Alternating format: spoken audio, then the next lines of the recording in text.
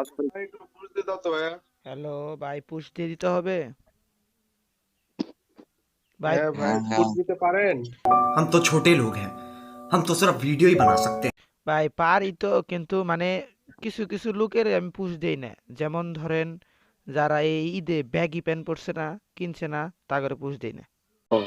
তুমি জানো না, আমি ইচ্ছা করলে তোমার চুলকানির মলম লাগাই দিবার পারি।